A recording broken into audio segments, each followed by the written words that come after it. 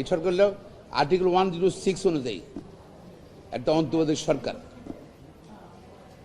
আমাদের যে প্রধান উপদেষ্টাকে supreme court affairs supreme court প্রধান উপদেষ্টা, প্রধানমন্ত্রী না বা মন্ত্রী না। আইনে বলা আছে যে বোর্ড অফ গভর্নর্স হবে, সেখানে প্রধানমন্ত্রী সভাপতিত্ব করতে হবে, থাকতে হবে, অর্থমন্ত্রী থাকতে হবে। এটা তো কেউ প্রধানমন্ত্রীও নাই, মন্ত্রীও নাই। কেন বলছে এটা? যেটা জবাবদিহিতামূলক সরকার, জবাবদিহিতার প্রশ্ন আছে।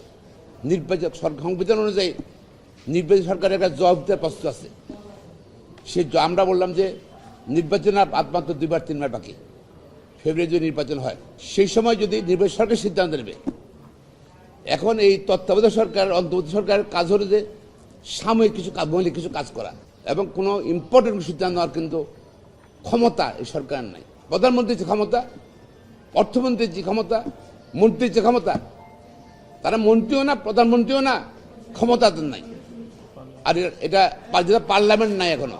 বলছি জাতীয় নিরাপত্তা, যেটা বলছি, এখানে আমাদের পাশে হলো নৌঘাটি, পাশাপাশি আমাদের এটা চিকেন নেক, আমাদের এখানে জাতীয় গুরুত্বপূর্ণ, এবং দেশে কি আসছে কি যাচ্ছে সরকার জানবে, আর সামরিক বাহিনী জানবে, অন্যরা জানবে।